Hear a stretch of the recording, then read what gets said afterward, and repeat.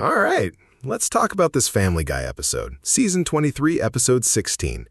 You know what's funny? Some episodes of this show, you watch them, and you feel like you're just drowning in absolute garbage, right? Like the writers just threw every half-baked idea they had into a blender and hit pulverize. But then, every once in a while, you get something like this. Something that's almost coherent. Dare I say, even good? This episode, it tries to tackle a few things. It's got that classic Family Guy structure where you have multiple storylines, and they sort of interweave, but mostly they just happen at the same time. We've got Brian, who's apparently still trying to be the moral compass of this messed up family, and then you've got Peter doing, well, Peter stuff. And in this case, Peter's stuff involves waking up with a Banksy drawing on his face. Yeah, you heard me. Banksy, on Peter Griffin's face. If that doesn't tell you the kind of wild ride this episode is, I don't know what will. It's like the universe just said, let's see what happens when we put a world-famous, anonymous street artist's work on arguably the most recognizable and least anonymous animated idiot on television. And then, to top it all off, we get this whole subplot about the boat license, because of course the Griffin household needs more reasons to be incompetent. And I gotta say, seeing Brian trying to navigate the treacherous waters of boat licensing while simultaneously trying to be a woke warrior is peak Family Guy. It's chaotic, it's ridiculous, and somehow it mostly works. I mean, it's not Shakespeare, obviously. This isn't some groundbreaking television that's going to change the world. But as a piece of adult animated comedy designed to make you chuckle and maybe think about how absurd everything is, this episode actually delivers. It's a surprisingly solid entry into the later seasons, and it even manages to land a few punches without completely devolving into the nonsensical mess we've come to expect. But stick around, because there's a moment involving Joe Swanson that is so profoundly stupid, it might just break your brain. And hey, if you're enjoying this deep dive into animated absurdity and thinking about subscribing, do it. It's the only way to make sure you don't miss out on the next time we have to explain why a drawing on Peter's face is suddenly a major plot point. It's like, really? This is where we're at? But that's why we're here, right? To dive headfirst into the weirdness. So let's break down this episode, Season 23, Episode 16. On the surface, it's a dual threat episode. You've got the main story, which is Peter getting some impromptu street art on his face and the subsequent chaos that follows. This isn't just any art, mind you. It's a Banksy. Yeah, the super famous, super mysterious artist. And naturally, Peter, being Peter, has no idea what he's sitting on, literally. He just thinks it's some kind of doodle, probably from Quagmire after a night of questionable decisions. The show then takes us on this journey of Peter's face becoming a valuable piece of art, leading to him being offered a spot as an exhibit at the Quahog Urban Museum. It's the kind of plot that sounds like it was cooked up in a fever dream, which, let's be honest, is the bread and butter of this show. Then, running parallel to that, we have Brian. Our ever-so-conscious canine is suddenly on a mission fueled by this boat license quest. It's framed as a way to, prove himself, or maybe just get away from the family for a bit. But it quickly spirals into this commentary on, of all things, the abortion debate, as Brian decides to take a boat to Texas. It's a massive tonal shift, and you can feel the gears grinding as the writers try to bridge the gap between a dog getting a boat license and a political statement. The show is trying to say that people are often hypocritical. Brian, who preaches about social issues, ends up using his new boat, which he named something overtly progressive, for his own gain, essentially performing virtue signaling. Peter, on the other hand, is oblivious to the value of the art on his face, representing a certain segment of the population that is unaware of the cultural significance of things. He's more concerned with free lunches and chicks. It's a messy commentary, but it's there. This episode, in the grand scheme of Season 23, feels like a bit of a filler episode, but a particularly ambitious one. It's not a game changer for the characters or the arching narrative. It's more of a, let's see what happens if we put X in situation Y kind of episode. The writing, as usual for later season Family Guy, is hit or miss. Some jokes land beautifully, sharp and unexpected. Others feel like they're being recycled from a previous season or just aren't landing for me. The pacing is also a little all over the place, jumping from the absurdity of Peter's face art to Brian's suddenly heavy political stance without much smooth transition. Visually, it's standard Family Guy fare. Nothing groundbreaking in terms of animation or direction, but it gets the job done. There's a scene at the museum that's designed to be visually striking, with Peter as the exhibit, but even that feels a bit phoned in. My initial verdict? It's an average to slightly above average episode. It has moments of brilliance and moments that make you question why you're still watching. It's not a train wreck, but it's not a masterpiece either. It's just Family Guy. But for what it's worth, the ambition to tackle two wildly different storylines and try and make them somewhat connect is commendable. even if the execution isn't always perfect. It's an episode that probably will be forgotten by next week, but for the hour you're watching it, it's a decent distraction. Let's dive into some of the moments that really stood out, for better or worse, in this episode. First up, the opening sequence, the whole Price is Right bit. Stewie being the contestant and Brian shutting it down because nobody calls it the Price is Right anymore. Brian, buddy, nobody cares. Nobody is out here fact-checking the nickname of a game show. And then the whole thing about not joking about Drew Carey's weight or his eyes and comparing him to Matt Foley on Ozempic. It's a meta joke that feels a bit forced, like they're trying too hard to be edgy by being politically correct about who they're allowed to make fun of. It's like they're actively trying to avoid offending anyone, which is the opposite of what this show used to be. And the whole "Barker my ass" line? So dated. Bob Barker's been gone for ages. It just felt like a lot of setup for not much payoff.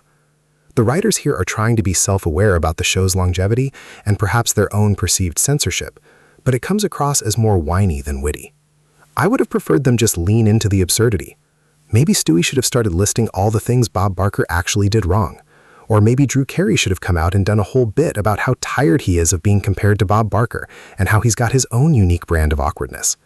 Just something that feels more organic to the show, not this meta commentary that's trying to get ahead of potential criticism. It's like they're afraid to commit to a joke.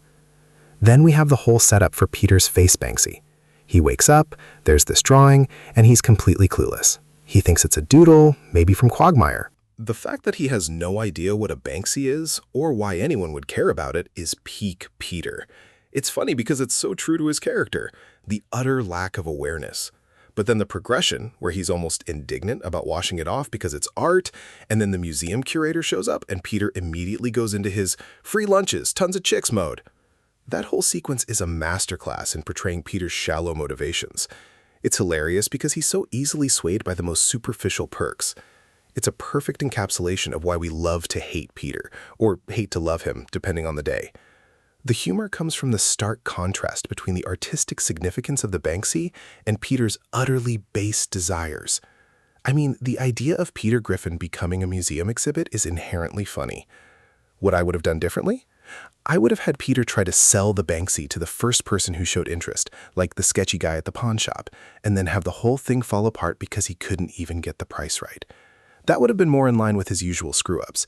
Instead, the museum angle feels a bit too clean. Moving on to Brian's boat license debacle. This is where the episode really starts to feel like two different shows. Brian is trying to get his boat license, and he's incredibly nervous about it. He's worried about the practical test, about driving the boat, about all the responsibilities. But then he gets this idea, this grand mission to take a boat to Texas to help women get abortions. It's such a massive leap. The transition from "I need a boat license so I don't screw up" to "I'm going to be a one-dog pro-choice armada" is jarring.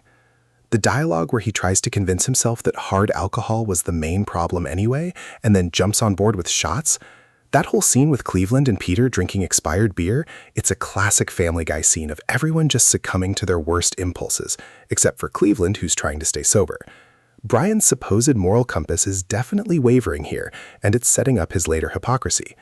It's a good character moment for him, showing that even he can be swayed by perceived noble causes that then morph into something else. I'd have made Brian's initial motivation for the boat license something even more selfish, like wanting to impress a woman or impress himself, and then the abortion thing would have felt like a genuine, albeit misguided, attempt to reconcile his actions with his ego. It wouldn't be about him trying to be a hero, but about him trying to be a hero in a way that benefits him. Okay, the scene where Peter is at the museum, and the curator is talking about the Banksy. The curator says, "The beauty of the image juxtaposed against the grotesque body is representative of the incoherence of art itself." And then Peter's son, Chris, asks if the Charleston chew in his pocket is part of the art. That's a classic Family Guy setup and punchline. The absurdity of comparing Peter's face to grotesque body, and then Chris's completely unrelated, innocent question. It highlights the disconnect between high art and everyday life, or in this case, Peter's specific brand of everyday life. The fact that Peter then has to be told, no more orgasm sounds when you see naked paintings, because he's apparently making those sounds, that's just bizarre and hilarious in that specific Family Guy way. It's the kind of unexpected gross-out humor that's become a trademark. It's a moment that works because it's so random and unexpected. I would have made the Charleston shoe bit even more absurd. Like, the curator would have said, "No, that's not part of the art, but the wrapper it's in is actually a rare piece of performance art by a rival artist, and it's worth even more than the Banksy." That would have added another layer of ridiculousness to the whole art world satire. Then there's the part where Brian's boat is revealed. He's so proud of it, and he's trying to convince everyone that he's all about social justice. He named the boat the Vagina Monologues, which is a joke that lands because it's so on the nose for Brian's character and his attempts at progressive signaling. But then Cleveland calls him out, saying he used to call The Price is Right a consumerist ploy targeting the idiot minds of America. Brian's reaction, "Nah, brah, I've just been chillin'," is weak. He's busted being a hypocrite, and his excuse is pathetic. That moment is where the episode really exposes Brian's flaws. He's all talk, no action, and when he gets called out, he tries to play it cool. It's a great moment that shows how self-serving Brian can be, and how his morals are often just a facade for his own desires. The name of the boat is the punchline, and Cleveland's confrontation is the setup. I think the insult from Cleveland should have been harsher. Like, "You used to talk about marks, and now you're showing off your overpriced toy? Get over yourself, Brian." Something that really cuts him down to size and makes his chilling excuse even more laughable. The boat license school scene is another gem of Family Guy absurdity. The instructor is explaining how to get a boat license, and he's basically teaching them how to operate a boat while drunk. One hand on the Bud Light, one hand on the lever. And then the student asking about smoking a cigarette between the two? That's the kind of surreal, dark humor that the show excels at. The instructor's response, "Let's not get ahead of ourselves," is perfect deadpan delivery. And Brian's performance in the role-playing exercise, where he lies to the Coast Guard about how many drinks he's had, the instructor praises him for keeping his cool, avoiding eye contact, and lying. It's a satirical take on how certain aspects of society operate. Deception and self-preservation are rewarded. It's funny because it's so true to life, in a twisted sort of way. This whole segment is a great parody of the bureaucratic process and the lax attitudes that can accompany it. What would I change? I'd have the instructor reveal that the mandatory three-way is actually a reference to something completely innocent, like a three-way high five, to subvert the audience's expectations and Brian's implied assumptions, just to twist the knife a bit more. And then, the climax of Brian's storyline, his declaration to take the Roe v. Wade to Texas. This is where the episode goes from satirical commentary to, well, a heavy-handed political statement, and not in a way that feels earned. He's going to rescue women who want abortions. The line, "Well, women or girls, it is Texas," is a dark and cynical jab. While the show has touched on political issues before, this feels a bit too on the nose and preachy for Family Guy. It's Brian, in his ultimate act of self-righteousness, taking on a cause, but doing it in a way that's more about him being the hero than actually helping. It's a bold choice, but it feels like it comes out of nowhere and clashes with the rest of the episode's tone. It's that moment where the writers clearly had a point they wanted to make, but they forgot that this is a comedy. I would have steered Brian's intentions in a less directly political direction. Maybe he's going to Texas to open a dog-friendly yoga retreat, and he just happens to be sailing past a women's health clinic, and he decides to offer them free yoga mats. That way, it's still about Brian's misguided altruism and his inability to see the bigger picture, but it's less heavy-handed. Finally, the ending with Peter as the living art. The idea that he could be auctioned off to wealthy collectors who would essentially own him and keep him as an exhibit is peak Family Guy satire on the art world and celebrity culture. Peter, with his usual lack of ambition, immediately jumps at the thought of free lunches, tons of chicks, and an assistant to fetch the lunches and bring the chick tons. It's the perfect motivation for him. The curator's explanation about the incoherence of art itself when looking at Peter is hilarious.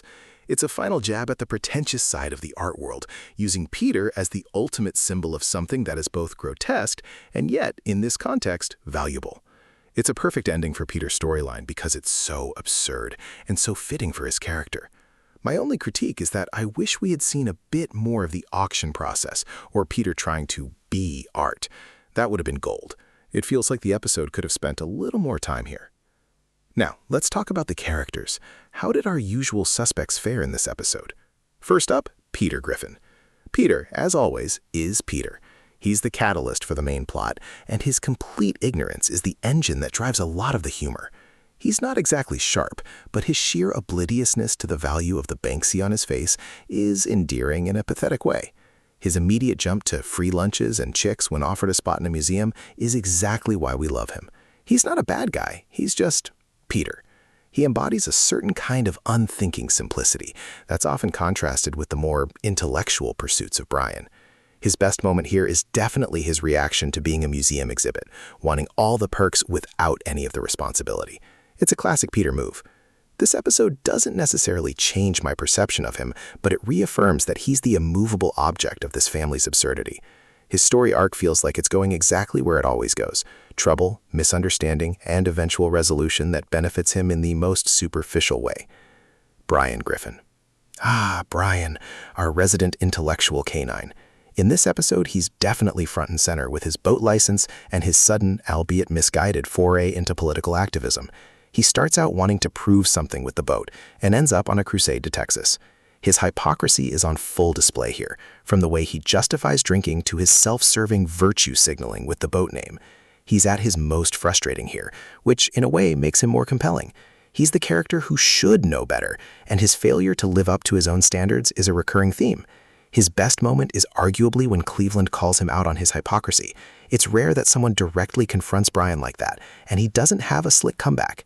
This episode shows a Brian who is becoming increasingly performative in his wokeness, and his journey here suggests that this is a direction the show might continue to explore for him, perhaps as a commentary on social media activism. He's definitely not the sharpest version of himself, but he's certainly a complex one. Cleveland Brown. Cleveland's role here is primarily as the voice of reason, or at least the voice of someone trying to maintain some semblance of sobriety amidst the chaos. His struggle with the expired beer and his attempt to stick to his promise of not drinking is a relatable subplot. He's the guy who's trying to do the right thing, and it's a nice contrast to the rampant irresponsibility of Peter and the others. His best moment is definitely when he calls out Brian for his hypocrisy. It's a moment of clarity and a much-needed dose of reality. Cleveland's role in this episode shows him as the grounded one, the one who's trying to navigate the family's antics without getting completely lost. It doesn't necessarily change my view of him, but it solidifies his position as the most responsible adult in this bizarre household. His story arc here is simply about enduring the madness. Quagmire, Joe, and Chris. They're mostly here for background gags and to move the plot along in their typical fashion. Quagmire's involvement in Peter's drunken antics, Joe's role in the boat license school, and Chris's innocent yet often bizarre observations are all standard fare. Chris asking about the Charleston Chew is a perfect example of his character, seeing the mundane in the profound. Joe's performance in the boat class, acting as the student being tested by the instructor, is a good visual gag. Quagmire is Quagmire, existing mostly to be a pervert or to enable Peter's worst impulses. They don't have significant character arcs in this episode, but their presence adds to the overall comedic landscape. Their best moments are fleeting, quick jokes that land without much depth. They serve their purpose in filling out the Griffin world and providing opportunities for quick laughs. There are a few hidden gems in this episode that might have flown under the radar for some viewers. First, that opening theme song sung by the cast. It's a callback to the classic Family Guy intro, but twisted to fit the themes of the episode: the violence in movies and sex on TV line, and then the good old-fashioned values question. It's a quick little nod to the show's history and its evolving humor. It's easily missed if you're just waiting for the episode to start, but it sets a tone. Second, the subtle dig at The Price is Right itself. Brian's whole rant about Bob Barker telling people to cut our marbles off, and then Brian's own exact bid winning him the showcase, it's a meta joke about game shows and how they operate, potentially playing on the idea of luck versus skill, or even the manufactured nature of winning. It's a clever jab if you're paying attention to the details of Brian's win. Third, the specific mention of Matt Foley, the SNL character, as a comparison for Drew Carey. That's a deep-cut reference that requires some knowledge of older sketch comedy. It's a funny comparison if you get it, but if you don't know who Matt Foley is, it just sounds like a random name drop. Fourth, the artist-curator's description of Peter as the grotesque body juxtaposed against the beauty of the image. That's a really pretentious art critique, and the fact that it's being applied to Peter Griffin, who is the epitome of unartistic, is the humor. It's a satire on how art critics can overanalyze and find meaning in anything, even a drunk man's face. It's a small detail, but it adds to the overall commentary on the art world. Finally, the boat name itself, the Vagina Monologues. This isn't just a random name, it's a direct reference to Eve Ensler's groundbreaking play. For Brian to name his boat that is a very specific, very Brian way of signaling his supposed feminist credentials, making his subsequent hypocrisy even more pointed. It's a layered joke that relies on cultural awareness. Now, what if they did things differently? Let's talk about Peter's Banksy. What if instead of him being offered a spot in a museum, he tried to sell it himself? Picture this. Peter, completely unaware of its value, takes his face to a street corner and tries to hawk it like a street vendor. He's haggling with random people, offering discounts, maybe even trying to trade it for a hot dog. This would have leaned into his incompetence and his usual bumbling approach to anything requiring subtlety or intelligence. The absurdity of trying to sell art directly on his face with people haggling over the price of his very visage feels more organically Family Guy than the museum plot. It would have been a riot. Another thing, Brian's Texas mission. Instead of it being about abortions, what if his boat trip was about something more ridiculously self-serving but framed as a noble quest? For example, he decides to sail to Texas to deliver a single, artisanal, gluten-free dog biscuit to a sick chihuahua he once saw on the internet, and he feels he's the only one who can do it. This would have kept the heroic journey vibe, but made it about Brian's inflated ego and his tendency to make mountains out of molehills, all while still allowing for the same commentary on his performative altruism. The absurdity of the mission would highlight his character more than a direct political statement. And finally, let's consider the boat license school. What if, during the role-playing, Brian actually failed the test spectacularly? Instead of being praised for lying, he gets caught immediately by the Coast Guard, maybe because he spills his drink or tries to bribe the officer with dog treats. The instructor then berates him, saying, "You're not ready for the water, Brian. You're not ready for responsibility. You're barely ready to walk yourself." This would have been a much more satisfying comeuppance for Brian, showing that his attempts to be mature and responsible are often undermined by his own inherent flaws. It would have grounded his character arc a little more, rather than having him praised for deceit. So let's wrap this up. If I had to give this episode a score, I'd say it's a solid 7.2 out of 10. It loses points because the two storylines, while ambitious, don't fully gel, and Brian's arc gets a bit heavy-handed towards the end. The humor is mostly on point, especially in Peter's storyline, but the pacing dips in the middle. This episode is for the long-time Family Guy fans, the ones who appreciate the show's ability to blend absurd humor with a touch of satire, even if it's not always perfect. The viewers who enjoy seeing the characters stuck in ridiculous situations and the writers taking potshots at various cultural touchstones will get the most out of this.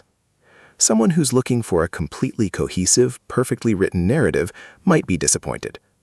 What would have pushed the score higher? A more seamless integration of the Brian and Peter plots, or perhaps a slightly less preachy conclusion to Brian's Texas adventure? And that brings us back to where we started. We opened by talking about how some episodes feel like a chaotic mess, and others, like this one, try to find a semblance of order. We saw Peter become a living piece of art, and Brian attempt a maritime mission that spiraled into political commentary. It's this constant push and pull between the show's innate absurdity and its attempts at relevant satire that makes Family Guy, well, Family Guy. Even when it stumbles, it's usually with a certain undeniable, albeit often misguided, energy. And that, my friends, is why we keep watching.